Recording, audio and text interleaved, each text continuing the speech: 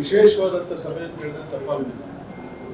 ಒಂದು, ನಮ್ಮ ಜಿಲ್ಲೆಯಲ್ಲಿ ಸುಮಾರು 35-40 ವರ್ಷಗಳಿಂದ ಕಾಂಗ್ರೆಸ್ ಪಕ್ಷದಲ್ಲಿ ದುಡಿದಂಥ ಒಬ್ಬ ನಮ್ಮ ಪಕ್ಷದ ಮುಖಂಡರು ನಿನ್ನೆ ತಾನೇ ನಿಧನ ಆದರು ಸರ್. ನಾವೆಲ್ಲ ಹೋಗಿ ಬಂದ್ವಿ, ನಾವು ಶಾಸಕರು ನಮ್ಮೆಲ್ಲ ಮುಖಂಡರು, ಅವರಿಗೆ ಶ್ರದ್ಧಾಂಜಲಿ ಸಲ್ಲಿಸ್ತಕ್ಕಂಥ ಕಾರ್ಯಕ್ರಮ.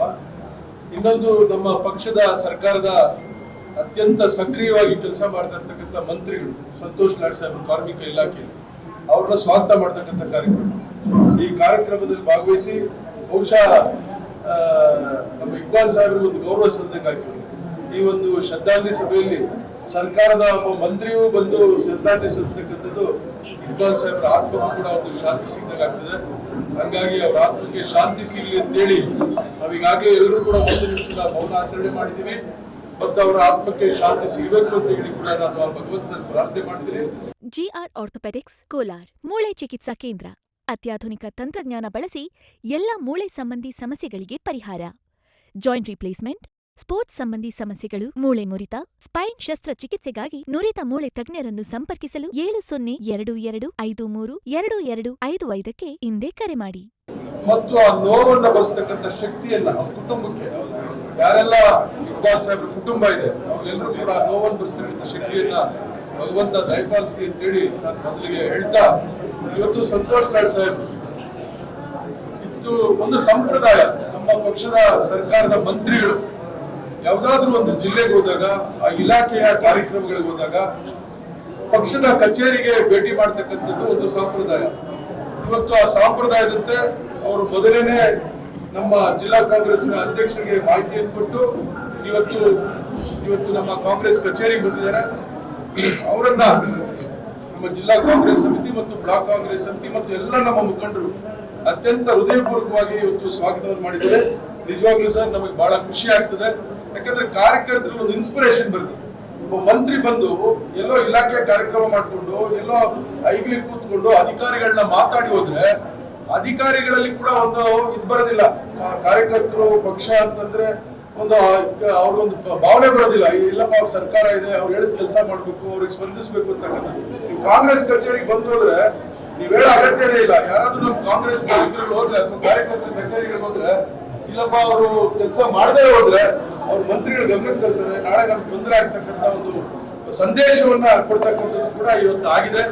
ವಿಶೇಷವಾಗಿ ಸಂತೋಷ್ ಲಾಡ್ ಸಾಹೇಬ್ರು ಅಪಾರವಾದಂತ ಜ್ಞಾನ ಉಳ್ಳವರು. ಬಹುಶಃ ನಮ್ಮ ರಾಜ್ಯದಲ್ಲಿ ಕೆಲವರು ಅವ್ರಿಗೂ ನೇರವಾಗಿ ನಿಷ್ಠುರವಾಗಿ ಮಾತನಾಡ್ತಕ್ಕಂಥವ್ರು. ಒಂದು ಸಂತೋಷ್ ಲಾಡ್ ಅವರು, ಎರಡನೇದು ನಮ್ಮ ಪ್ರಿಯಾಂಕ್ ಖರ್ಗೆ ಅವರು, ಮೂರನೇದು ನಮ್ಮ ಕೃಷ್ಣ ಬೈರೇಗೌಡರು ಮತ್ತು ನಮ್ಮ ಜಿಲ್ಲೆಯ ಸಚಿವರು ಕೂಡ ಅಷ್ಟೇ ನೇರವಾಗಿ ಸ್ಪಷ್ಟವಾಗಿ ಏನು ಜಾತ್ಯತೀತ ತತ್ವಗಳಿದಾವೆ, ಏನು ಕಾಂಗ್ರೆಸ್ನ ಸಿದ್ಧಾಂತ ಇದೆ, ಅದಕ್ಕೆ ಪೂರಕವಾಗಿ ಅದು ಯಾವ ರೀತಿ ನಾವು ಎಲ್ಲರನ್ನು ಒಟ್ಟಿಗೆ ತೆಗೆದುಕೊಂಡು ಹೋಗ್ಬೇಕು ಆ ನಿಟ್ಟಿನಲ್ಲಿ ಇವತ್ತು ಮಾತನಾಡ್ತಾ ಇದ್ದಾರೆ. ಇವ್ರು ಹೋಗ್ತಾ ಇರ್ತಕ್ಕಂಥ ಶೈಲಿ ನೋಡಿದ್ರೆ 3-4 ಜನ ಭವಿಷ್ಯದ ರಾಜ್ಯದ ಕಾಂಗ್ರೆಸ್ನ ನಾಯಕರುಗಳು ಇವರೇನೆ. ಯಾರು? ಇದೇ ಪ್ರಿಯಾಂಕ್ ಅವರು, ಇದೇ ಕೃಷ್ಣ ಬೈರೇಗೌಡರು, ಇದೇ ಸುರೇಶ್ ಅವರು. ಹಂಗಾಗಿ ಸರ್ ನಿಮ್ಗೆ ಬಹಳ ದೊಡ್ಡ ಜವಾಬ್ದಾರಿ ಇದೆ ಸರ್. ನೀವೇನು 4-5 ಜನ ಇದ್ದೀರಿ, ನೀವೆಲ್ಲ ಟೀಮ್ ಮಾಡಿಕೊಂಡು ಮುಂದಿನ ಕಾಂಗ್ರೆಸ್ ನಡೆಸ್ತಕ್ಕಂಥ ಜವಾಬ್ದಾರಿ ಕೂಡ ನಿಮ್ಮ ಮೇಲಿದೆ. ಯಾಕಂದ್ರೆ ಕಾಂಗ್ರೆಸ್ ಅನ್ನು ಉಳಿಸೋದಂತಲ್ಲ, ಜಾತ್ಯತೀತ ತತ್ವ ಉಳಿಬೇಕು. ಎಲ್ಲ ಧರ್ಮಗಳು, ಎಲ್ಲ ಜಾತಿ ವರ್ಗದವರು ಕೂಡ ಒಟ್ಟಾಗಿ ತೆಗೆದುಕೊಂಡು ಹೋಗ್ತಕ್ಕಂಥದ್ದು ಕೂಡ ಆಗ್ಬೇಕಾಗಿದೆ. ಆ ನಿಟ್ಟಿನಲ್ಲಿ ನೀವು ಇವತ್ತು ಕೆಲಸ ಮಾಡ್ತಾ ಇದ್ದೀರಿ. ಹಂಗಾಗಿ ನಾವೆಲ್ಲರೂ ಕೂಡ ಇವತ್ತು ನಿಮ್ಗೆ ಅತ್ಯಂತ ಹೃದಯಪೂರ್ವಕವಾದಂತ ಅಭಿನಂದನೆಗಳನ್ನು ಸಲ್ಲಿಸ್ತೇವೆ. ಹಾಗೆ ಇಲಾಖೆಯಲ್ಲಿ ಕೂಡ ತಾವು 2ನೇ ಬಾರಿ ಕಾರ್ಮಿಕ ಸಚಿವರಾಗಿದ್ದೀರಿ. ಬಹುಶಃ ಕಾರ್ಮಿಕ ಇಲಾಖೆ ನಿಮ್ಮಷ್ಟು ಆಳವಾಗಿ ತಿಳ್ಕೊಂಡಂತವ್ರು ಬೇರೆ ಯಾರು ಇಲ್ಲ ಮಂತ್ರಿಗಳಲ್ಲಿ. ಯಾಕಂದ್ರೆ ನಾವು ನೋಡ್ತಾ ಇರ್ತೀವಿ ಕೌನ್ಸಿಲ್ ಅಲ್ಲಿ, ಅಸೆಂಬ್ಲಿಯಲ್ಲಿ ಹೆಚ್ಚು ಅವಕಾಶ ಇರೋದಿಲ್ಲ ಚರ್ಚೆ ಮಾಡೋದಕ್ಕೆ. ಕೌನ್ಸಿಲ್ ಅಲ್ಲಿ ಬರೀ 75 ಜನ ಇರ್ತೀವಿ, ಬಹಳಷ್ಟು ಕ್ವಶನ್ಸ್ ಆಗ್ತಾರೆ, ಬಹಳ ತಲೆ ತಿಂತಾ ಇರ್ತಾರೆ ಮಿನಿಸ್ಟ್ರಿಗೆ. ಅಷ್ಟೇ ನೇರವಾಗಿ ಅಷ್ಟೇ ಸ್ಪಷ್ಟವಾಗಿ ಇಲಾಖೆನೂ ಉತ್ತರ ಕೊಡ್ತಾರೆ. ಸಂದರ್ಭ ಬಂದ್ರೆ ವಿರೋಧ ಪಕ್ಷದವ್ರ ಮೇಲೆ, ಬಿಜೆಪಿ ಜೆಡಿಎಸ್ ನವ್ರ ಮೇಲೆ ಯಾವುದೇ ವಿಚಾರ ಇರಲಿ, ಯಾವುದೇ ಇಲಾಖೆ ಇರಲಿ ಸ್ಪಷ್ಟವಾಗಿ ಮಾತಾಡಿ ಅವ್ರಿಗೆ ದಿಟ್ಟವಾದಂತ ಉತ್ತರ ಕೊಡ್ತಕ್ಕಂಥವ್ರು ನೀವು. ಹಂಗಾಗಿ ಇವತ್ತು ನಿಮ್ಮ ಇಲಾಖೆಯಲ್ಲಿ ಕೂಡ ಬಹಳಷ್ಟು ಬದಲಾವಣೆಗಳನ್ನು ತಂದಿದ್ದೀರಿ. ವಿಶೇಷವಾಗಿ ನಮ್ಮ ಜಿಲ್ಲೆಗೆ ಇವತ್ತು ತಾವು ಪ್ರವಾಸವನ್ನು ಅವಿಭಾಜ್ಯ ಜಿಲ್ಲೆಗೆ, ಕೋಲಾರ ಚಿಕ್ಕಬಳ್ಳಾಪುರ ಜಿಲ್ಲೆಗೆ ಹಾಕೊಂಡಿದ್ರಿ.